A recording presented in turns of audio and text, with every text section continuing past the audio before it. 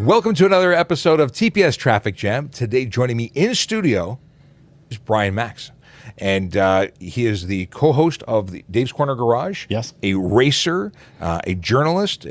What else do you do? YouTuber. YouTuber. I've got a column at Haggerty and soon to be Haggerty Motorsports, which I keep sending them stories and they don't publish them. So the site's launching soon. And as soon as that goes, we'll be inundated with your content. With my stories about racing. Oh, yeah. So we got a lot to talk about today. I don't know which camera to look at right now. We've got a lot to talk about today. We're talking about racing. We're talking about safety, and then just stuff and things, which is pretty much how I do every episode, which is just whatever comes up, we'll go with. We've got some great content that you brought in, some YouTube clips and some racing videos I look forward to looking into. Yep. And so how long have you been racing? I decided to go racing in the early 90s. So it's actually 30 years since I did my first pro race. Wow. Yeah.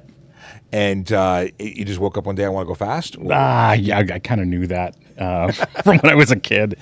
Because we talk about this all the time on Ask a Traffic Cop. We talk about it on just in general on social media. We're always told, we go fast on the street because we don't have access to tracks in Ontario. There's nowhere for us to go fast, and that's why we're going to do it on the highway.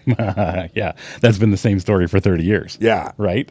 And I heard exactly the same thing when I was a kid, and I was one of those, I grew up in Niagara. I'm a rural kid, and I figured it out. And my first track day was probably 3 or 3.5 hours from home each way, and that's what I did. There's investment. You decide you want to do it, and to do it safely, you make the investment. Yes. It's not just take off on the DVP or the 401 and drive like that. Exactly. And I mean, we can go on about the inherent safety of a racetrack versus public roads, and for so many reasons. There's a reason why we race on a racetrack. But so the I've got Bembo brakes isn't a sufficient excuse for why I can go fast. Nope. But I hear it all the time. I had a video. I don't know if you've heard of of TAC, the Traffic Accident Commission out of Australia. No. They have the most amazing videos. They are graphic. They make you cry. They make I'm sure I've seen this. Yeah. Yeah. Well, there's one where a guy is standing on it's actually a runway that they've shut down, and they have two cars, identical cars. I think they're 2007 not so wonderful cars, and they're same driver, same, and they take off, and one of them is doing 5 kilometers faster than the other, and this chap is just nonchalant talking to the camera as these cars speed by, and you'll notice, so they say, and a truck, and they have an 18-wheeler pull out, and he says they both apply the brakes at the same time. Yep. And the first one just plows right underneath, takes the roof of the truck off, and the other one makes contact with the windshield but stops. Yep. And he says the difference between these was 5 kilometers, and the speed at impact was 30 or 40 kilometers difference. I don't remember the numbers. Sure. But the amazing response from the public who watched it was like, this is baloney. This is just here to manipulate us. It's just here to make us feel bad. 5 kilometers can't be. This is not right. So, they did a very successful campaign of Wipe 5 Off, saying that the difference in 5 kilometers could mean the difference between life and death. But what do you say? Well, I'm not a scientist. I'm not an engineer. But what I do know is that stopping distance, and I'll do a lousy job of explaining this, but the difference in stopping distance is not a multiple; it's exponential. So if you're, whatever the stopping distance was on that 5 kilometer differential, it is exponential. It's not just a multiple or a factor. It's exponential. I think they said that you take 50% of your speed off in the last 50%. I can't remember now. We'll have to play it because it's so good. Yeah, I mean, I can think about my racing brake traces, and that's a different thing. We apply maximum braking pressure as often as possible. That's the whole point. That's the other thing about driving on the road. Like if talking about braking, if you are not accustomed to really getting on the brake pedal, you're not going to be able to stop the vehicle. And for someone like me who's been doing this and teaching it and whatever, I have no problem getting to 100% brake pedal pressure of whatever I'm driving. You mean about threshold braking? Well, that in the old days, yeah, that's what we used to do. Yeah. Yeah. And folks that grew up with these with systems in place that do a lot of it for you just don't drive the same way. They rely on the technology. They rely on things to make them feel comfortable and confident and to do the work. Yeah. So if those things fail, or if you're put in a situation where they're less effective, Yes. bad things happen. Oh, in no time at all. And while my mother was still alive, I would get her to go out every winter, and when it snowed, go and just hammer the brake pedal, just so you know what it feels like, because she grew up driving, cars without ABS and that sort of thing. And of course, as technology progressed, she was driving that. And if you haven't felt what an ABS pedal feels like and what that pedal pressure feels like, and of course some cars make a sound, it's going to be disturbing. So you're like, these are the things people need to work on. It's funny that you say you got her to go hammer the brakes.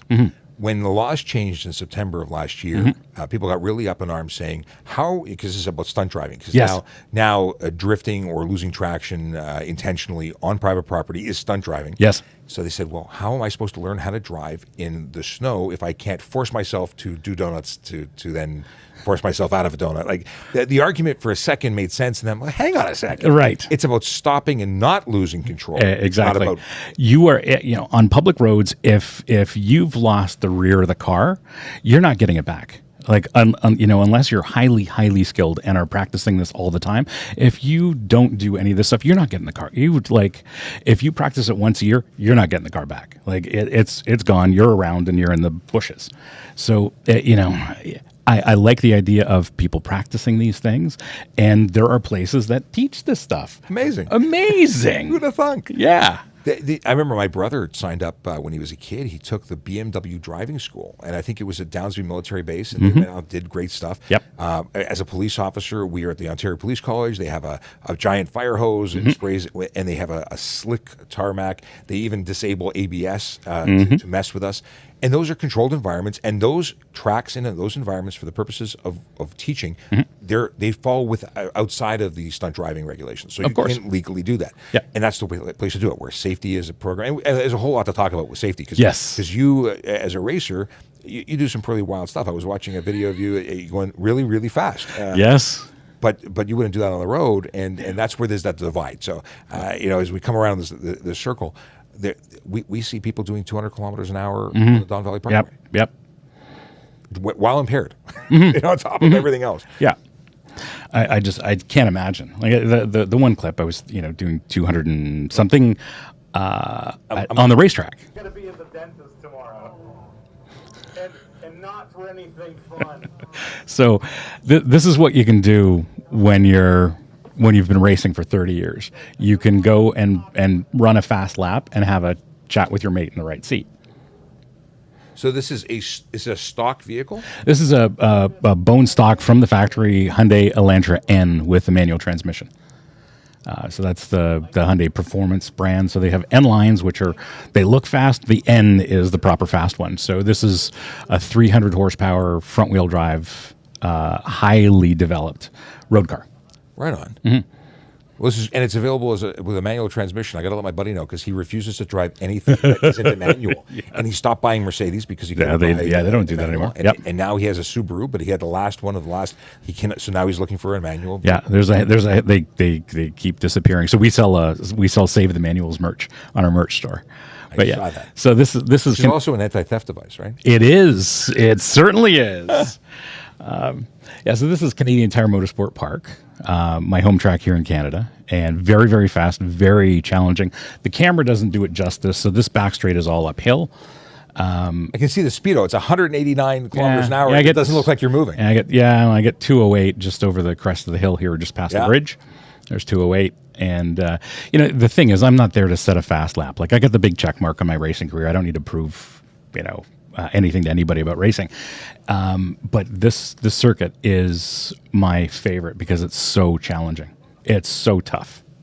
And it's a great place to learn, a great place for me to teach someone. And that car was so much fun to drive.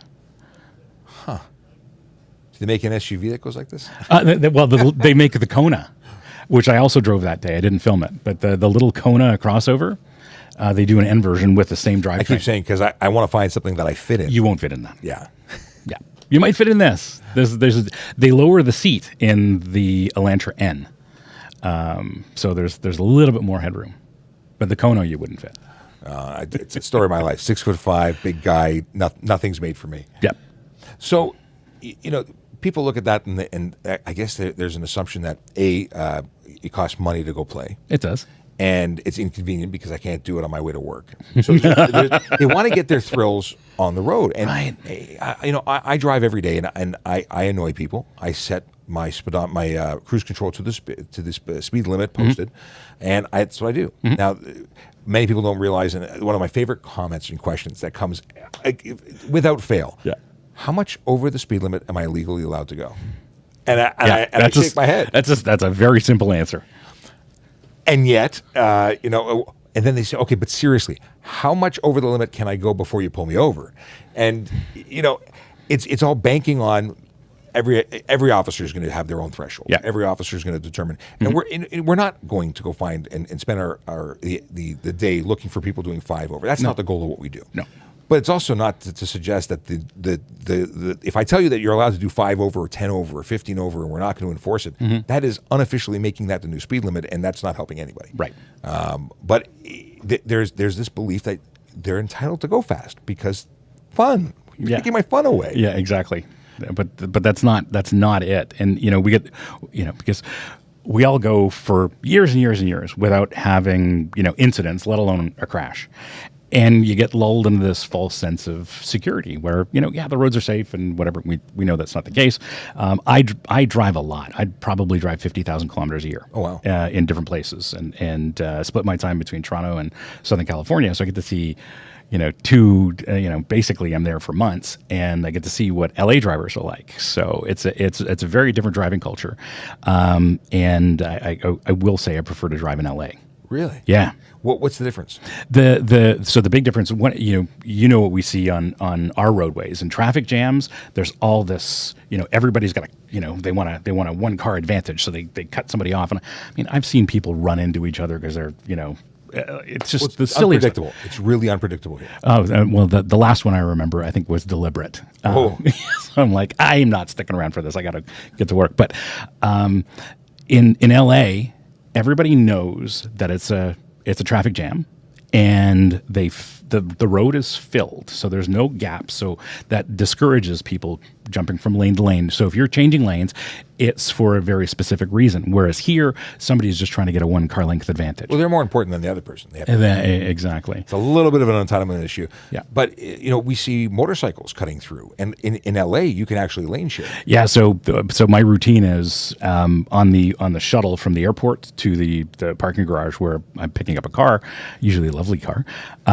It's like, okay, lane splitters are here. And that's sort of my mental routine. And inevitably on that first drive, I'll encounter a couple of lane splitters. And for the most part, they're pretty good because it's the law. Sometimes they're allowed to have up to a 10 mile an hour differential. Speed differential. And most of them are pretty good. And that's so. Again, they've created laws to allow for it. I think the lanes are a little wider. There's a little more room, I think, on some of the freeways. It was only the one that I was on when I was there last, and it's a long time ago. But I vaguely remember it being spacious. And here, it's just unpredictable. And so it is illegal here, and I think for good reason because I can't tell you I see it every day. Sure, it's scary. And you're a motorcycle guy. And yes, I am not fond of the idea of someone pulling out in front of me, whether it be from a side road, a side street, another lane, falling from the sky, whatever it is. Whatever it is. I want to reduce my risk. And to your point about changing for minor things to try and get ahead one spot. People are almost perpetually moving backwards. Every time you change lanes, the other lane goes. I never understood. Fred Flintstone showed me that exactly. So I have I'm old and I have a routine and I've paid attention to traffic patterns. So if I'm on a 3-lane something, whether it's the 401 or QEW or whatever it is, when there's a traffic jam, I'm in the middle lane and that seems to be the most drama-free. I agree. And it just kind of works that way. And typically, because I'm driving a brand new vehicle, they all have adaptive cruise, and some have genuine hands-off, low-speed follow. So I can go hands-off. That's I've other than playing with my buddy's Model X, very briefly, Yep. which felt very awkward for me because it was when it first came out. He's got the first gen, and I'm like, and I'd signal and it didn't work. And I'm like, I'm just never doing this again. Right. But it's cool. And one day, like I'm on the wait list for a Cybertruck. Oh boy, I might you're gonna be waiting a long time. I might retire before it happens. And I've thought about putting an order in for a Lightning. And Yeah. it looks cool. I mean, I'm going to share some opinions. Love what Tesla has done. Love the company that Elon Musk has built, but I don't recommend the cars unless you have more than one vehicle at home. You don't want to rely on that to be your sole vehicle. Good to know. They're not quite a complete car company. My spare 150 grand is on hold right now. So okay. I'm not rushing to go buy anything. And I'm actually trying to decide if I even buy something new now. I have something, I own it, it's mine. Do I go and invest something else because it's got I do like the wireless Apple CarPlay. I like to have. Yeah, they all have that now. I don't. Yeah. Mine was before that, but my wires eventually wear out. I take them in. Something you may not know: Apple will warranty wires as long as you have warranty on your phone. Oh, cool. So when they wear out, they do. They certainly do. I take them in, I get a new one. I'm like, happy days. I had no idea. It's a fantastic world. Here I am buying cables on Amazon. No, don't do that. Yeah. But sorry, Apple, I'm giving up your trade secrets here. But let's get back to racing. So we've established that you might have to drive, and you did, to get to a place to race. But what about cost? What does it cost to be getting into racing, or even just learning how to race and learning how to drive? Well, there are several ways to approach it. I went straight, basically into the deep end. I went, did a couple of track days and went right into racing school. So that's a pretty aggressive thing. But you can get access to track time for as little as like $50. Really? Yeah, and that's a road course. So Toronto Motorsport Park near Cayuga, I think they charge $50. As you bring your own vehicle? Yeah. Okay. Yeah, and they've got lots of open track days and that sort of thing. But, you kind of need to know the etiquette, the protocol, and you certainly need to know about safety. And, if you're, for me, when I was a kid, my car was ready to go to the track because that was my thing. So I had tires for it. I had better brakes and I was good to go.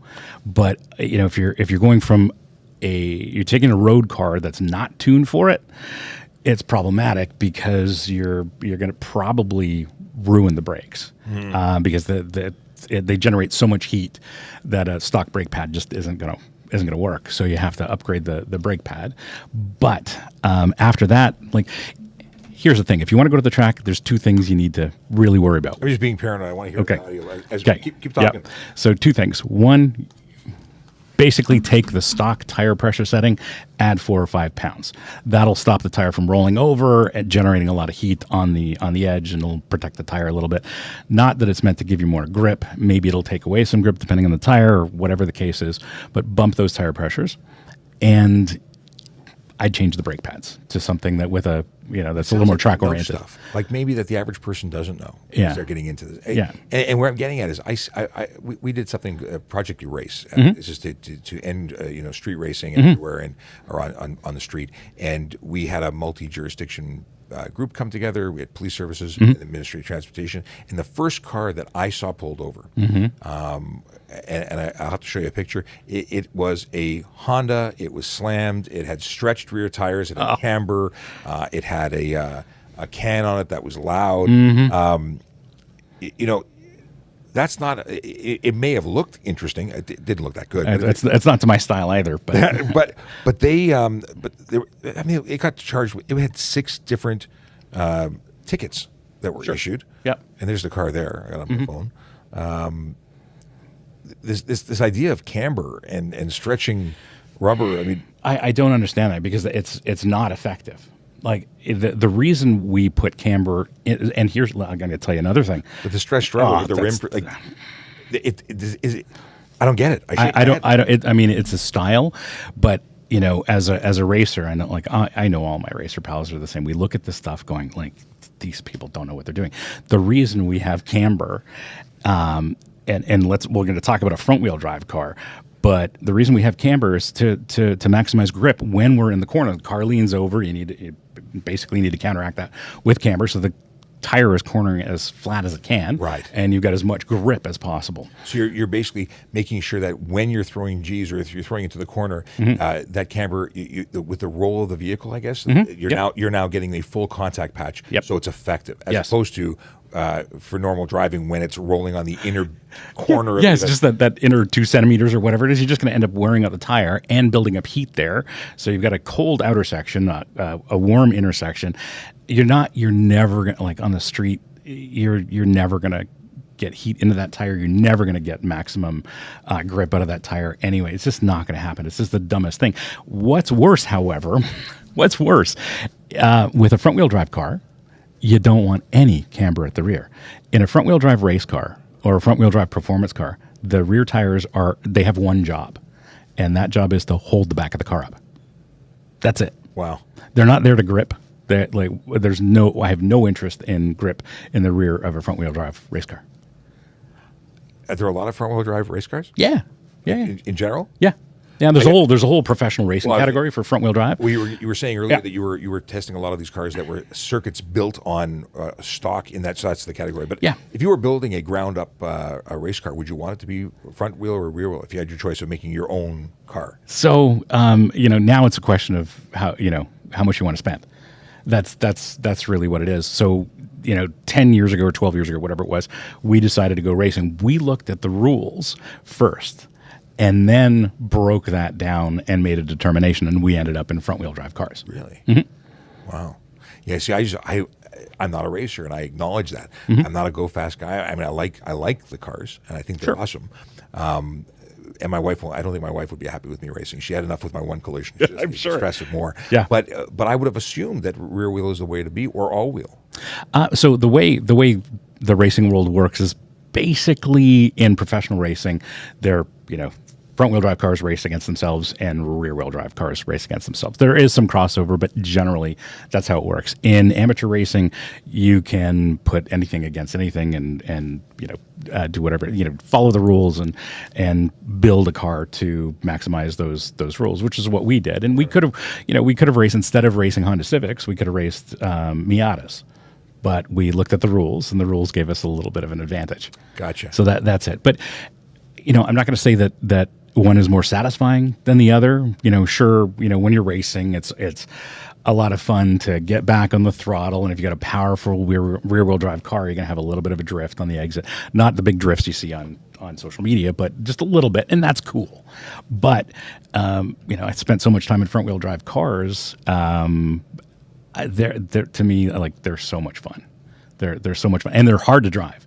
Like, they're really, really difficult to drive. So my first vehicle, I got a hand-me-down car. It was a front-wheel drive vehicle. I remember my uncle who used to work for General Motors.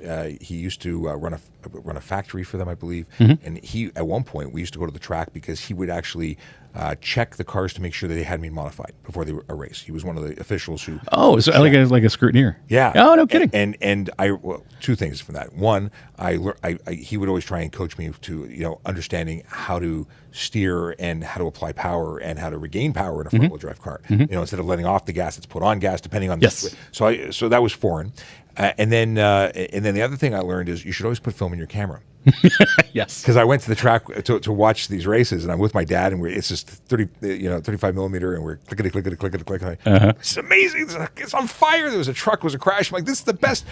We haven't had to change 36 exposures in a row. We haven't had to change. No film in the camera. Oh no. No. Yeah. Yep. Yep. Two lessons both related to my uncle. Yep. And tracks. Yes. That's pretty much the extent of my exposure to tracks. So, now for me, again, not a fast guy. I like my motorcycles and I like my trucks, and I like my trucks to have four wheels and have them all have power, and that's just the way it is. Sure. So we talked about the concept of where to go, what to go.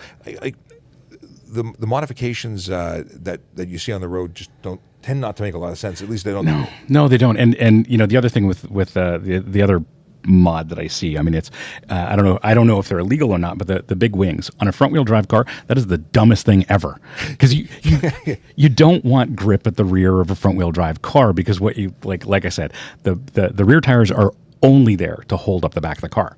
So basically, the front wheels are doing kind of everything. They're doing all the braking, all the turning, all the accelerating, and the back, you just don't want any grip, because you need a little oversteer to allow it to turn better, and that way you get a better exit and all that stuff. So the whale tail it would almost counteract the grip on the front by putting pressure in. Well, yes. So two things. One, they don't work.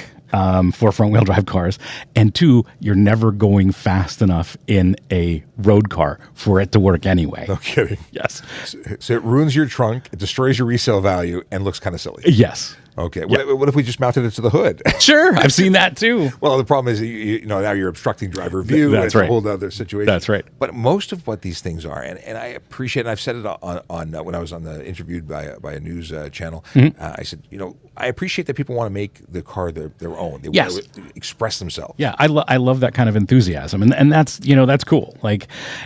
Especially when it's done the right way, and there's the right way to do it, and there's the wrong way to do it, and more often, at least for me, it's the stuff that's done the wrong way that stands out, and it comes from. It comes from my background in racing. Yeah, I like some aesthetic changes to a car sometimes from time to time. I generally prefer and trust the designers. When they've put something together, they've been working on this for years. So when it comes out of the factory, it's usually pretty good. Well, I remember when I was in high school, I would put in a stereo. The first thing you had to do is put a nice stereo in. But now stereos are magical. They're so phenomenal out of the factory. Outstanding. This BMW I'm driving today has a Bowers and Wilkins sound system. It's the upgrade, and it is outstanding. But even not the upgrade. I was ordering a new truck, and would you like the upgraded one for $500 more, and you get 32 more speakers? I'm like, how many speakers do I need? I heard the one that came with it. I hear the music. I'm listening. First of all, I'm listening to News Talk 1010, 680 News, and podcasts. Right. I don't need a booing system. No. And Disney streaming off of course. Apple CarPlay. Yes.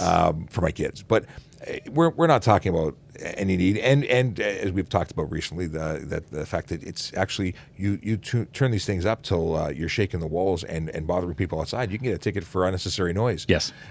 And people, again, they say two things very commonly in the comments to my videos. I bought 500 horsepower. I'm going to use every one of them. Oh boy! And my stereo goes up to 20. I'm going to or I got 800 watts. I'm going to use all. It's just the same thing. Yes.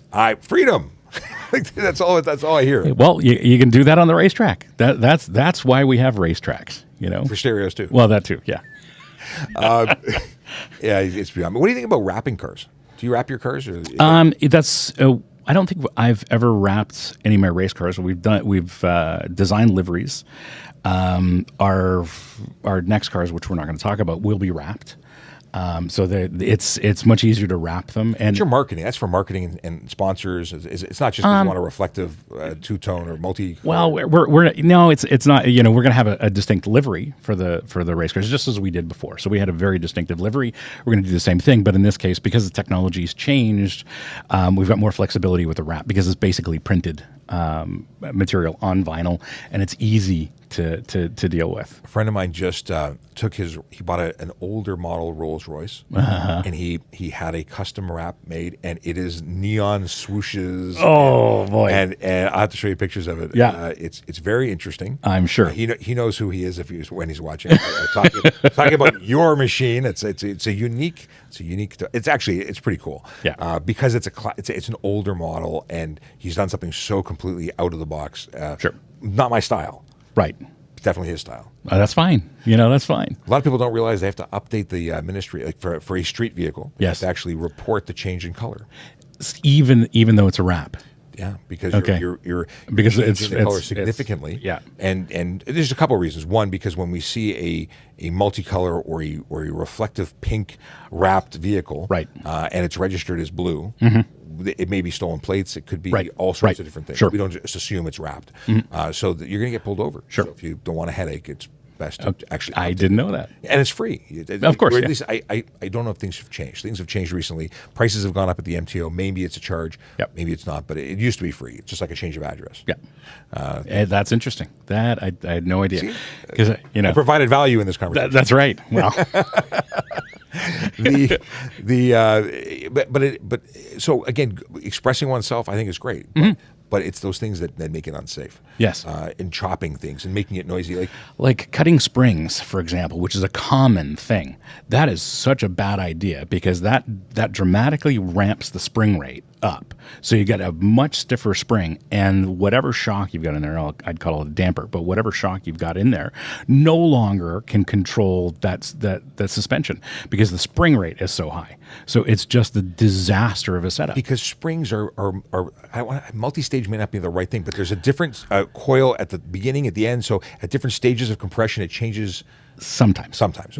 I think most automotive springs are linear. Oh, yeah? But there's plenty of progressive rate springs that are deployed, and then as you get into higher end cars, they'll actually mimic that and go a little bit better with a helper spring and a mainspring. So probably not the kind of spring in a Civic, let's say, that people are commonly chopping. No. And here's the thing with a Civic, you can go to a well-regarded aftermarket company and get that set up and bolt it right on the car. So a legitimate, tried and tested, safe option? Yes. I don't know. Yeah, shocker. Bum. Damper. Yeah. So, okay. Well, that tends to be one of the big things. It's something I learned very recently, and that's because I went to this Erase event, and a gentleman who was involved in apparently writing the specs on the law for inspection of these vehicles. It's something I didn't realize. Very often we talk about how low can you go? Yes. And I'd been told that it was 1.5 inches from factory down. Okay. Well, that didn't mean a lot to me. And as a police officer, it means nothing to me. Because, Right. How are you going to measure that? Yeah. So I look for contact between frame and body, or tire and body, tire and frame, lock to lock. Yep. But apparently there's another standard, and it's based on lighting. It's the center of the headlight to the ground. There's a minimum and a maximum distance that you can be, and I had no idea. So I have learned things recently. That's interesting. That are very cool. I'll show you the docs. Yeah. Very cool. But so few of these modifications, I think, really increase anything other than looks. It's purely aesthetic. And the whole stretched rubber thing's a whole other thing. It takes away grip. The tire has a more difficult time doing its job when you do that. It makes no sense, and it's obviously purely aesthetic. It is not functional. I think a lot of that's when they're trying to lower the car and make it fit with a certain size rim, and you're cutting corners and trying to fit it into the hole. There's some of that, and it is the fashion, right? This stretched tire thing on a wide rim is kind of the fashion. And I've seen also where they have the tire almost like it's in the center, and it's just all steel protruding. I have not seen that. It's ridiculous. It's absolutely ridiculous. I don't even want to know. I don't know. Okay. It's a thing. Yeah. So there's a variety of bad ideas out there, and we see all sorts.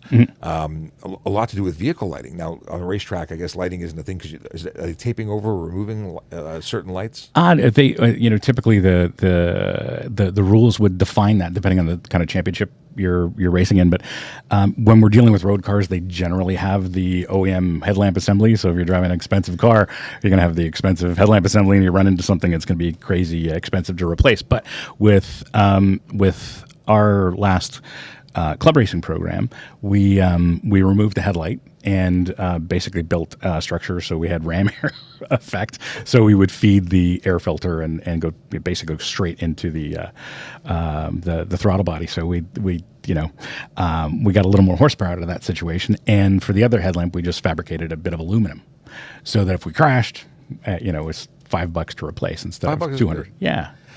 So let's talk about crashes, because we have a video of a crash. Which one is this? We got a couple of them. Is this a crash? This ends with a crash. So okay. So this is the Skip Barber clip, and I think that's what it's called. Yep. So you're in an MX-5, the MX-5 Cup. Yes. Yeah. It was called the Playboy MX-5 Cup spec series. All the Mazdas were prepared identically, and this is my mistake. Completely my mistake. You can see I'm by myself. This was during qualifying. And what would normally happen right here is you hit the bump and you get a 4-wheel drift, and I got a bump and the car just rotated. So, what's a crash like that cost? A lot of that car was wrecked. That probably would have been $8,000 to $10,000. That's not as bad as I would have thought. Yeah, I mean the cars are pretty robust, and I hit the tire wall. Okay. So there was some suspension damage, a lot of body damage, and the car was a disaster because the race was the next day. And I just want to talk about, this is a great segue. You've got a roll cage, a full steel roll cage. You're wearing what I think is a neck brace, a race helmet. Yeah. So what I've got there, you can't really see it, but what I've got there is what's called the Hans device, and that attaches here. So there's one on each side, and it's basically a carbon fiber collar that sits on my shoulders. And then you strap the 2 shoulder belts over top of that. And what that does is it prevents an injury known as a basal skull fracture. I imagine that sounds like That's bad. It's terminal. Oh, yeah. There you go. Yeah. So that was that. I mean, I can't remember what the G's are. I'm sure I've got a report somewhere. But the tire wall absorbed a lot of that impact, and there was no need for me to even send any of my safety gear away. But it was low enough that it wasn't an issue. Yeah, the G's were, it wasn't crazy. That was, I don't know, maybe a G.5, 2G impact. So paramedics come running. Was there any concern? Does they start rolling? Because I imagine tracks have all sorts of procedures and people standing by for just in case. Yes. So I've been racing at that circuit, Canadian Tire Motorsport Park, for 30 years. And until 2017, I had no idea there was a medical center in pit lane. And this was before. So no, in this case, the paramedics, they maybe checked on me, but I was right at the flagger station. So, I gave them the thumbs up there. You can see in the video. But, that was basically it. I left the car and walked up the hill to see my wife, because I can't drive the car anymore. And the tow truck is going to deliver it to the paddock. So there's nothing for me to do. Right on. Yeah. Now you wear a harness, a 6-point. Is it a 5-point? 6-point. So there's 2 shoulder belts, 2 lap belts, and then the double crotch belt. And it's a tough thing. And they go through so much testing. It's so not like a road car setup. Well, so the reason I wanted to ask you about the belts is, again, I get this question all the time. Well, can I use a racing harness on the street? And the answer is, well, no, it's not legal. And then the rebuttal is, but it's safer. Right. Well. So yeah, what do you say?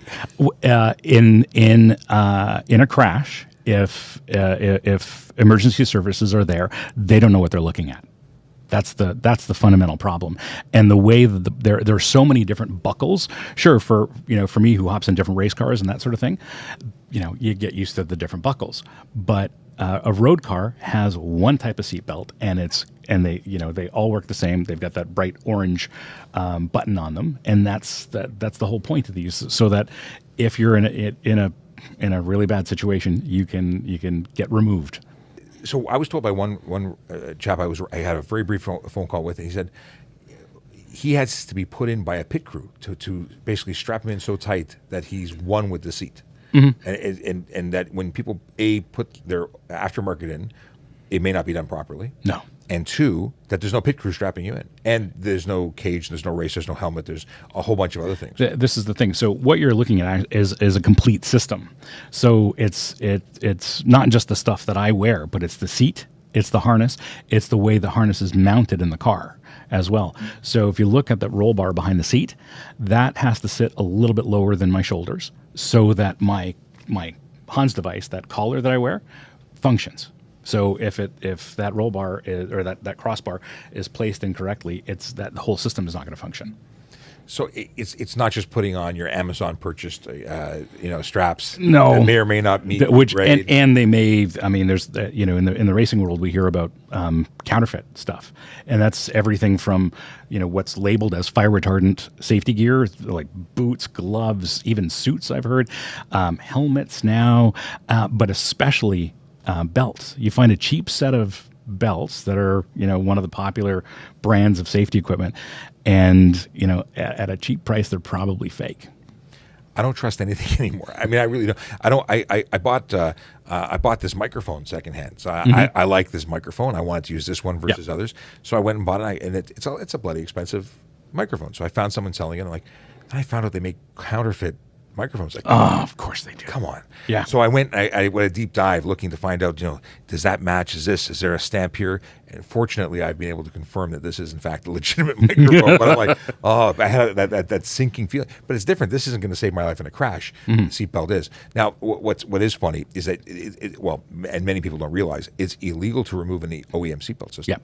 Yeah. Beyond the fact that it's illegal, if you were to put a multi-point harness into your vehicle, you still have to put the OEM seatbelt over Yes, that's to right. meet the requirements under the law. That's right. So this is very frustrating for many people who want to pretend that they're racing on the Don Valley Parkway. And here's the thing, like driving a race car on the road is the dumbest thing ever. I'm going to clip this. Yeah. It's just the dumbest idea because a race car is so compromised that it's not enjoyable to drive on the road. You can't see out of it. It rides rough. It doesn't work. It does one thing really, really well, and that's driving at its limits. That's it. And you can't do that on the road. Part of the argument about taking it to the track is the reason we go to the track is because the conditions are controlled, and you either do a track walk like we do in professional racing, or you do a recon lap. You take a warm up lap to see what the track conditions are like. Maybe there's a new bump, there's a new pothole, or whatever the case is. And that's what I did last week at Canadian Tire Motorsport Park. Discovered a really big bump on a critical corner. I'm like, oh, this is interesting. And is that just wear and tear of the track as it ages? That's typically what happens. In this case, they repaved it, and I don't know what happened, but now there's a big bump in the first corner. And I was talking to some of my pro racer buddies who were racing last weekend. And they're like, yeah, we have to drive around it. So I was taking the traditional line and getting that bump, and it was in a road car, so it was a little more forgiving. But a race car, back to this point, a race car is so buttoned down, the suspension's so stiff that it's not that forgiving. So you hit a bigger bump, and it really upsets the race car. Have you seen some of these modified cars that are so low and so rigid that to go up the driveway of their own house, they have to approach it at just the right angle, and one tire comes off the ground while they're doing it? And it's not a safe vehicle for road use. Well, there are plenty of road cars, legal road cars that do that from the factory, and I've done it many times. So with all the high-end supercars and things that I've been able to drive, they will actually do that on some driveways. That's not a car I want to own. For me, this is just for my daily driver. Yeah, so at that point, you got a low car and a really stiff suspension. The ride's not going to be comfortable. But I get it. If you've got more money than you know what to do with, or you just really appreciate things, and you've developed, you've purchased a house that has a driveway with just the right angle, because it just curbs in certain cities you can't go over. No, you can't. And I've seen people bottom out on beautiful cars. Yes, and it's sad. I've done it. And it's a horrible thing when you scrape a carbon fiber splitter that you know is going to cost $15,000 to repair. Oh. Yeah, my dad wanted to buy a Rolls Royce, and not a car that you're going to scrape the ground with. No, but when you mentioned the splitter, we found out that the windshield to replace was $16,000. Yeah, and that was the last discussion we had about buying a Rolls Royce. Exactly. Actually, sorry, it was a Bentley convertible.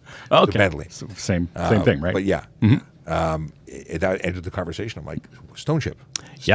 That's right. It's no longer about buying it. If someone gifted it to you, you still have to maintain it. Yeah, and this is the thing, and this is also the same case with race cars. It's not the purchase price of the race car; it's the running costs. Well, many years ago, a gentleman approached the Toronto Police Service and said, my father or my grandfather had gifted the military fighter jets or fighter planes, I don't know what year it was, for the war effort. I want to do the same. I want to pay it forward.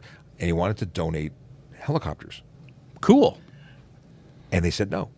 Because it's not about the helicopter; it's about how much it costs. And I think they went to York Regional Police after all. I don't remember the story exactly, but they are extremely expensive to maintain. They are. So again, it's a whole different game. I was watching a video. They were talking about the brake job for I can't remember. Probably the Bugatti. It was the Bugatti, and I wanted to cry. Yes, It's a lot of money. Well, and it's everything about that car. So the tires have to be replaced on an interval, as do the wheels. So because the car is capable of such high speeds, like incredible, like in the 300-mile-an-hour plus range, like really, really fast. The tires have to be perfect, and so do the wheels. So I think every second set of tires you have to replace the wheels as well. This is stuff I don't. Yeah, I mean, I'm glad I know now that you told me, but I'm glad that I'm never going to have to firsthand. I'm just never going to be in that space. Yeah, and I suspect that a lot of Bugatti owners aren't bothering to do that because they like Because they're doing 40 and 60 to get to work. Or they're doing a lap of Yorkville. Right. And then park it again. So Yes. I imagine the resale market is people with 500 kilometers and 10,000 kilometers, but no more, nothing beyond that. Yeah. Yeah. There'll be the one guy who drives his Bugatti 10,000 miles a year, but that's probably the one and only. And in Toronto, it's especially it's not a winter driver. No. I mean, it's all-wheel drive, but I mean, you've got no ground clearance, and if there's serious snow on the road, you're not going anywhere. I realize that these conversations keep going into different areas, and we just talk forever. It's fantastic. I'm having fun, but I want to circle back to stuff. Actually, before we do, what's your favorite car? It's a kind of a specialist car. So there's a company in LA that takes 911s, the 911s from the early 90s with the sort of rounded bumpers, not known to be the most attractive of the 911s. They take these cars, basically strip them and rebuild them with the finest modern stuff. So they've got a very special engine program.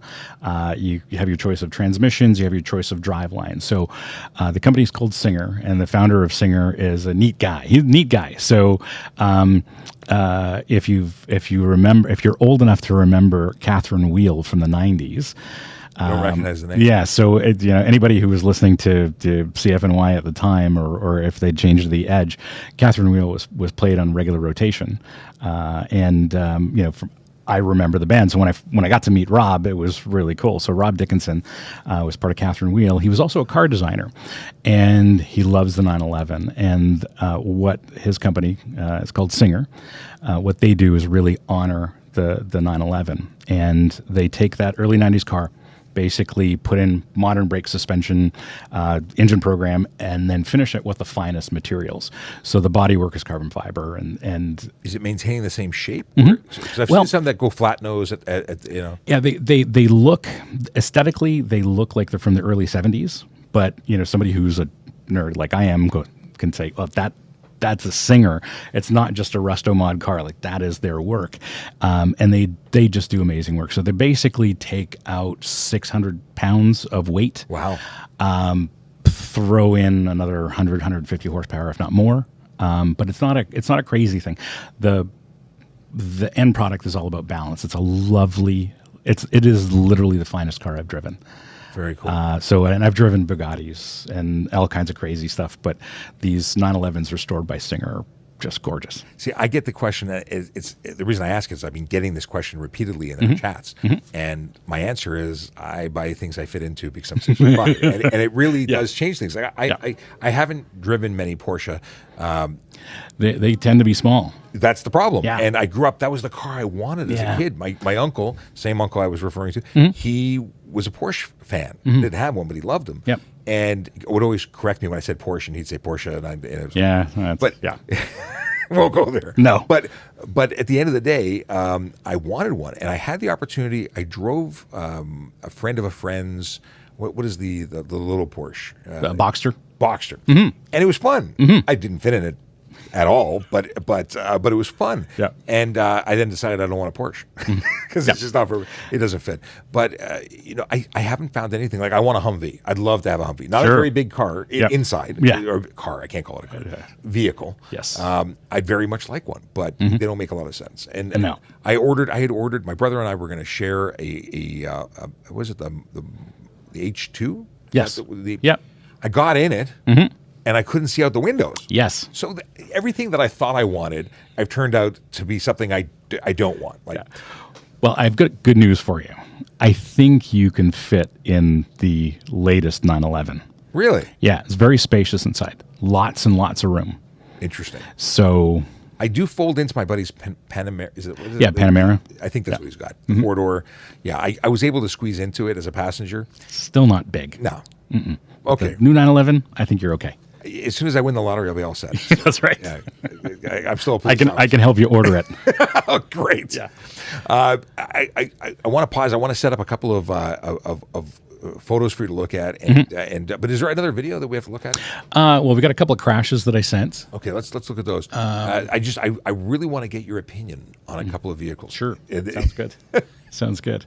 All right, which one am I looking at? Is this the Micra? So this is me. I'm going to editorialize. This is me getting taken out in a race. This is the Micra. Yeah. So if you look at this carefully, what you find is the gentleman who is behind me started braking at about the same time I did and lifted off the brake pedal, and this is the end result. Okay, so you got your front camera and your rear camera. Yep.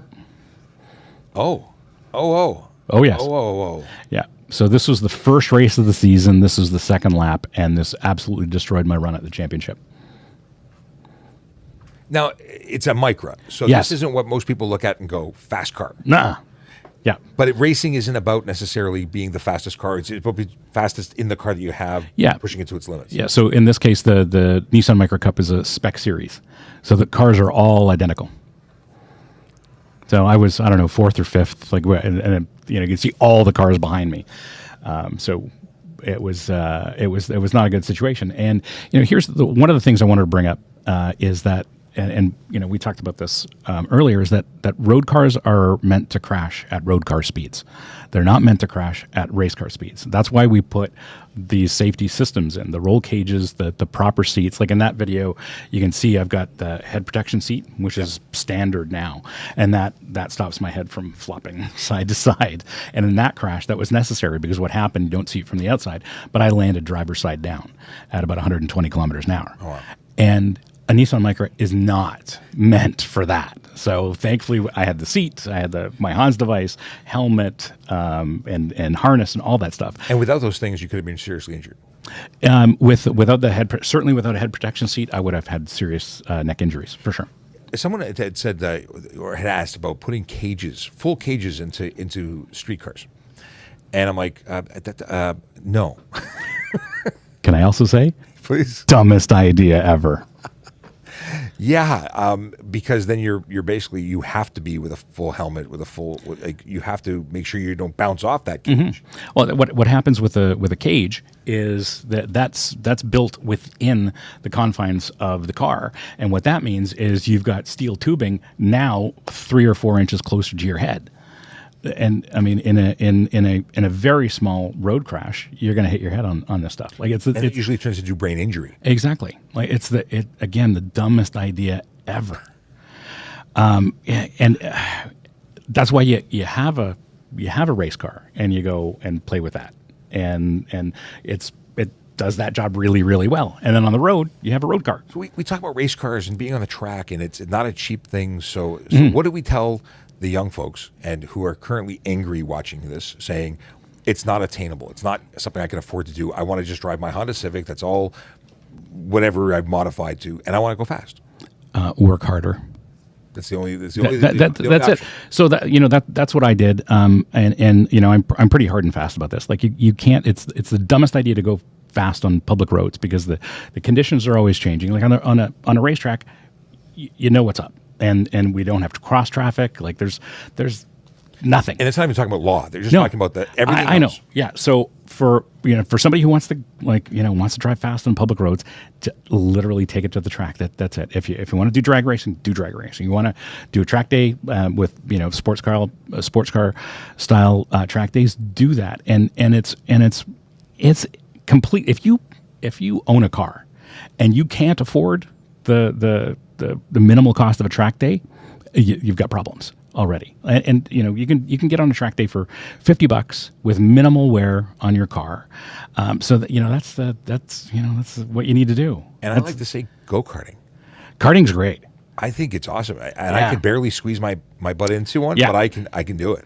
And there are so many great karting programs, not just for fun, that you don't even need to own the kart. You can go to these arrive and drive racing programs. I did one 2001, I think. Ran the whole season and ran it like a racer. Competition kart program. Mm-hmm. And there's a couple of things I have to say. One, it honed my ability to get up to speed really fast. So what that allows me to do now in cars is I can qualify I can set my fastest qualifying time on my first lap Because of your experience in karting. Mm-hmm. No kidding. So the arrive and drive karting, the cool thing was over the course of the season, all the karts would get wrecked. So every single one drove differently. And on the warm-up lap, you had to figure out how it drove. And I was able to do that. And then that and I was able to apply that to cars. So with car racing, I always set my qualifying lap or like my time early in the session, no question. And we could get into reasons, but karting is amazing. And if you want to compete, the costs are so low. As if you want to buy in, but like you can go to places, public places, like this K1. It's an electric K1's place. great. I had so much fun there in the past. After my crash, I went and tried it out once just to see how it felt. It hurt, but it was still fun. Yep. And I think I'm ready to go back. So maybe we can go and have a race at K1 and Oh yeah, play around. I'll teach you a couple of things. No worries. No worries. Okay, there's another video. There's one that was a big one, right? Yeah. So that one, 16? that's the 16. So this Let us has get been that. shown on television all around the world. Okay. So Micros again? Micros again. So this is my first race. I actually picked up a car 2 days prior to this, and I was not planning on racing it. So the promoter said, "Oh, stay," and I'm like, I don't have radios, I don't have data, like I'm basically flying blind, and all I had was a single GoPro with me. So you bumped the car in front of you. Yeah, which is, I mean, they apparently they changed the rules, but I thought bump drafting was legal. Nonetheless, this is where everything goes literally sideways.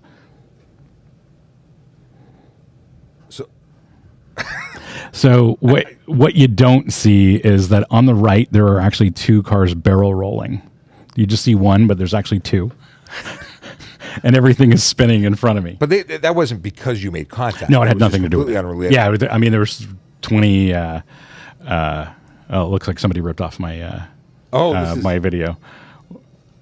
Oh, look at that! The Star Wars music. Yeah, that's great. Yeah, and like a TIE fighter going through. Oh yeah. Which is, I'm a Star Wars fan too, but it was There should be X-wing. TIE fighters, the bad guys. Yeah, well, I wasn't the bad guy in that series, so that's fine.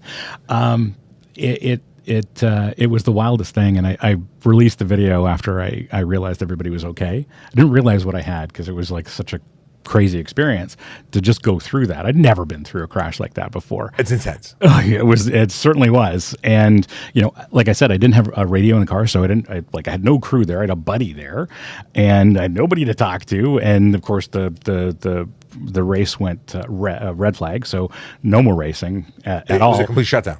So what they did is they cycled us through that circuit has it can be divided. So they cycled us through a shorter section, kept us running, and then cleaned everything up, and then we went racing again. So okay, this is actually again a great segue, because people don't realize that. All the systems in place to make it safe. We talked about the fact that paramedics might be on board. That I assume fire is going to be there. Yep. And the training about what to do when things go south. All of those things that the average driver just doesn't have from going to young drivers or learning on their own from grandpa or whatever. Yeah. So you said it's red flags. They pulled you off. Was anyone injured? You said everyone was No, okay. everyone. I mean, there was minor injuries, but everybody was okay. Yeah, That's good. And that's like we're talking about Nissan Micros, which would normally just like crumple like into nothing. And the two cars are barrel rolling in that clip, and that speaks to the engineering and the manufacturing of that roll cage. Which is really what keeps you safe at that point. Yeah, because the car, instead of the whole car crumpling. What it does is the car crumples around the roll cage. It's a new skin. Yes. I this morning I'm coming into the office and I was passed like I wasn't moving and I'm doing the speed limit or, Yep. or about there, and I Yep. was passed like I wasn't moving by a vehicle that then had to hammer on the brakes to be the person in front of me the rest of the way. Right. But those cars, we actually see horrible carnage when Yeah. when things go south. Well, it's the speed differential, right? And that's the the fundamental issue on roads is that speed differential. That's why we have speed limits. We've had cars on the roads for over 100 years. So, we have to work together as drivers, and you guys have to do your job as well. But I've been racing for too long. I just have no time for going fast on public roads. And the other thing about racing is that it teaches you to look as far ahead as possible all the time. I was so proud of my daughter this morning. Mm-hmm. We're driving, and she goes, "It's a red light." I'm like, "It's a red light. Where?" I call her Eagle Eyes. She was looking so far down the road. That's great. And I'm like, that's exactly what I want you to do for the rest of your life. When you're in a car, look that far ahead. She was two or three lights at that point. She Yep. was talking about the right. Sure. I was really proud of her. That was a really big moment for the traffic guy's kid. Oh, yeah, to come up absolutely. And Yeah. that's where she's looking. I'm like, okay, tell me all of them as we go. You call them as you see them. It was really cool. Yeah. The games you play. Like I even have her sitting in appropriate positions because she's the next person in line to drive. I want her paying attention. Yes. And so far she's prepared, but not everybody should drive. No. I'm convinced. Well, there's that. And I'm just going to interject one thing. This idea of self-driving cars doesn't exist. Cars do not drive themselves. There's none that are available today that will drive themselves. I got a chance to be in a vehicle that was autonomous with supervision. Wow. That kind of not driving in Toronto anymore. It hit a tree. Oh, really? So was this like an experimental kind of thing, or? Okay, all right, we'll leave that. We'll leave that alone. But there are no self-driving cars, and you can't buy one today.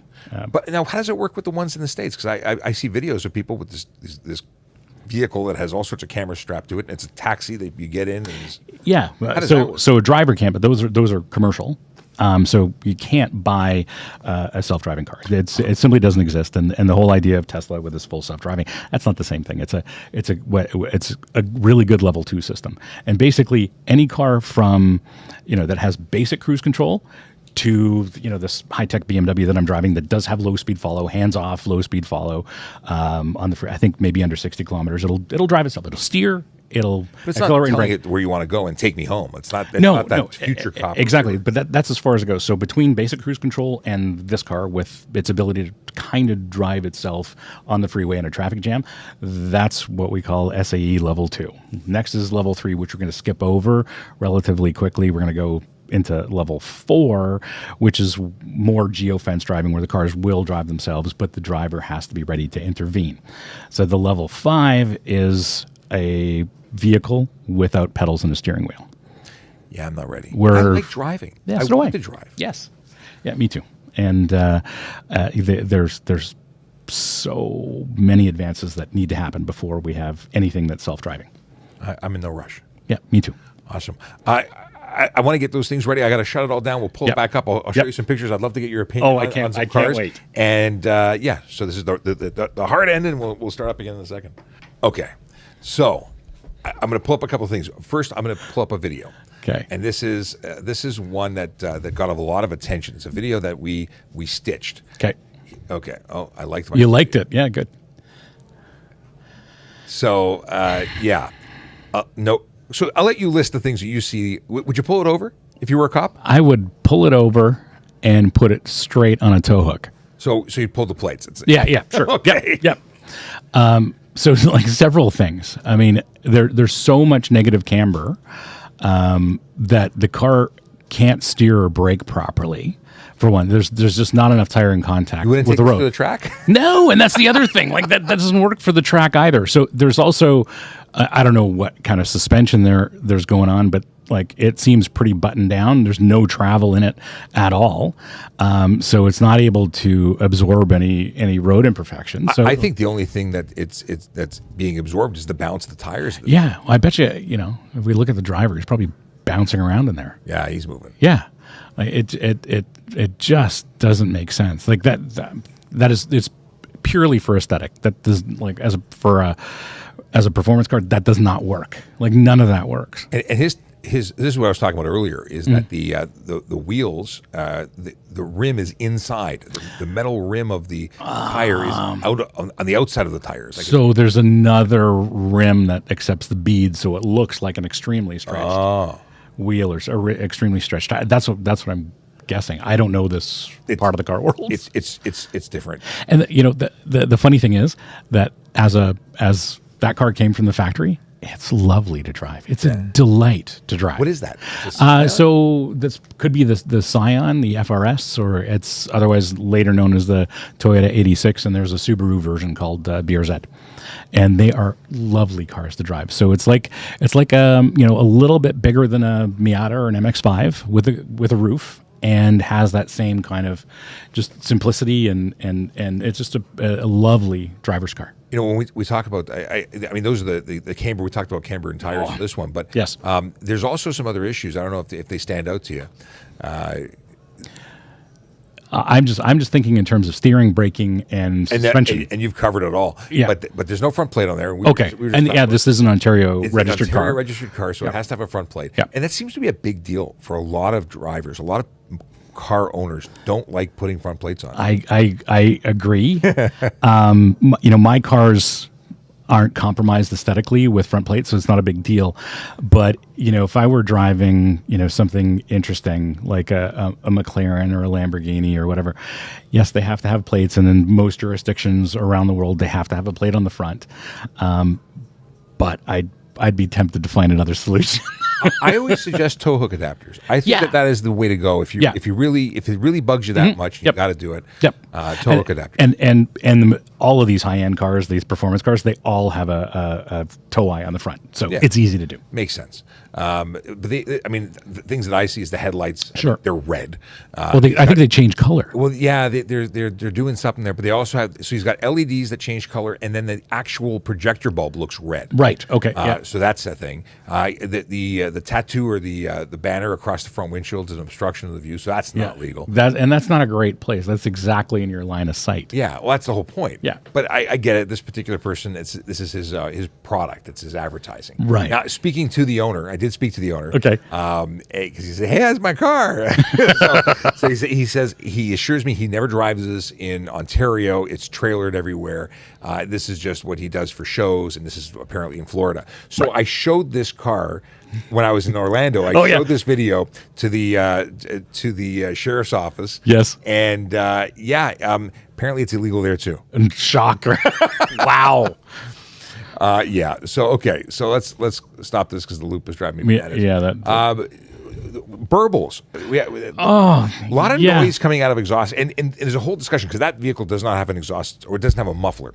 Okay. But there's a discussion now about burbles and flames and straight pipes and catalytic converters being removed. Sure. What's your take on that? The especially with modern cars, they're so highly engineered. They're meant to work that way, unless you start, fiddling with the actual tuning, and you can't really do that on a lot of cars. So all it does is compound problem after problem after problem. So I think part of this burble tune thing started on the OEM side because for years I've been driving some of these like factory cars that are the little bit more performance oriented version. And when you release the throttle and you're decelerating, they go pop, pop, pop. And that's basically explosion of unspent fuel in the exhaust system, right? Yes, yeah. So the fuel leaves the combustion chamber and actually combusts in the exhaust system, but those systems are tuned for that. So taking a car that is not designed for that and throwing a burble tune on it will cause you problems long term. There's no question about that. But yeah, I think it's the OEMs to blame, and there are several of them that are complicit in this. So we'll name names: Jaguar, Porsche, BMW. They're all doing it. They all do it. And then everybody else wants to copy them because those are the cool cars. Yes, and then what happens in the aftermarket is they want to do something even crazier.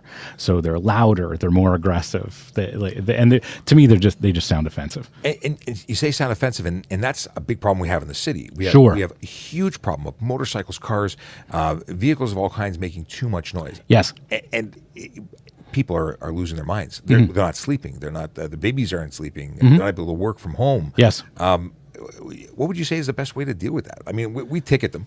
We ticket them when we see them. But is there? Do we have to create a car culture that doesn't want loud, obnoxious sound? Like, how do you change minds? Well, this is the thing. I think we, car people generally have an idea of what sounds good, and sometimes that includes a little bit of that burble on overrun. But what these burble tunes, they're fake. And what those OEM car makers are doing, that's all fake. They're just letting the gasoline combust in the exhaust. It's fake. It's not designed as a natural part of the combustion process or how the engine operates. So to me, I just don't like fakery to begin with, and that's kind of where I draw the line. So it's fake. It's obnoxious. It's silly. It's just goofy. And then the fact that people say it's a victimless crime to have all this noise. But it's not. It's not. So I live on a quiet street, and every once in a while somebody will. And my block is stop sign to stop sign. And every once in a while, and of course my office faces the street. Every once in a while, somebody rolls down the street with one of these, and halfway down the block, they lift off the throttle, and it's fake pop, pop, pop, pop, pop, pop. And some of this stuff is really loud. And of course, I can see some people not understanding what that is and think gunshots, fireworks, whatever. I ran into one of your colleagues the other day at my local dog park, and they're like, "Did you hear any loud noises?" And I'm like, "What kind of loud noises are we talking about?" Because I probably can identify it. She's like, "Somebody reported gunshots." I'm like, "I definitely did not hear that, and I didn't hear any silly tuned cars either." So interesting. But yeah, the burble tunes are just dumb. Another straight up that. There's dumb no question. thing. No, but then there's like the bikes that are just winding up and causing crazy noise. Yes, and it really is a problem. I had a friend of mine who had a Harley, and his was not an obnoxious Harley, but I would not ride behind him because it was too noisy at speed. Yeah, I have a Honda. I have a flat six. It's got 6 cylinders and 6 carbs, and it makes less noise and is less obnoxious than these others, and it's got tons more power. Of course, power and noise aren't there is a correlation. Yeah, yeah. The more noise your car makes, the less power it's making. Yes, true story. Yep, that's good to know because so all the folks that are making noise are really just weenies. Yeah, yeah. So with a race car, we make decisions based on when we're able to make them. There's some championships where we can't do anything because the car is specified in that mechanical specification, so we can't do anything. With our Hondas, I basically have hearing loss because they were so loud. Wow. But we tuned everything from the intake side through to the exhaust side for performance. But you're in a closed environment or an environment where far away it's now you're stripping things away. There's no insulation. There's all sorts of things happening beyond that of just making noise. And you're probably wearing hearing protection. Yes, and I still have hearing loss. Yes, it's wonderful. I wear as Motor Squad. Aside from the fact that our bikes are stock, there's no loud exhaust, but they're still hearing just from wind. Sure. Just wind passing over a helmet causes hearing loss. Yeah, absolutely. So earplugs were a thing. And I don't think, between stereos and loud exhaust, I don't think people appreciate what they're doing to themselves. No. 20 years, 30 years from now, they'll be deaf, and that'll be an issue. Yeah, I'm counting all the boomers to go through this hearing loss thing so that when I'm ready to have something implanted, there's going to be some really cool technology. Yeah, there you go. That's my plan. I like it. What do you think of this thing? Oh my, that is, I've seen that stuff in Japan. I don't. Do you think this would be an effective spoiler? No. I don't even know what these things are. I think if you drove that at speed, that unless that is somehow reinforced, that wing would simply pull the brackets off the trunk lid. I actually think it's plywood. I don't know. It looks like it's just those are L brackets screwed into the body. The body would just fold up. Yeah. And you can see on the the covers of on the wheels the fender flares. I don't understand. Bizarre. And then the exhaust pipes that are 5 feet tall. Yeah, this is I don't know what this is called, but there's a name to this, and I know one of my pals would know, but I don't know what it is. Bozuko. Something like that. But they're all wild, and there's a whole. I mean, we're looking at some. And maybe they'd be okay for going through a parade, but this is Yeah. I mean, look at that. So we're looking at, and I'll put them on screen so that everyone can see. But these are things that would take a pedestrian out of the game. Yeah. Never mind the driver of that vehicle. This is very scary. Yeah, those I like you can't even call that a splitter because it would be ineffective aerodynamically anyway. But it extends so far to the front of the car. You're gonna take someone's ankles out. Too much. Yeah. Brian, I've had a lot of fun chatting with you. This stuff is wild and great. I have to make a slideshow of this, and I'll send you stuff for reactions. Sure. But I'm so glad you got to come down and chat. Yes. We've spoken for well more than an hour. Yeah, we have. I know that people have fallen asleep listening to us. So take it to the track. Yes, take it to the track indeed. I hope people take it seriously and listen to that because we see too many people getting injured. Never mind the folks who get away with it. It's the people who don't. Yeah, and there plenty of people like me who are happy to help someone get into this world of whether it's track days or racing schools or whatever, and we're always here to help. How does someone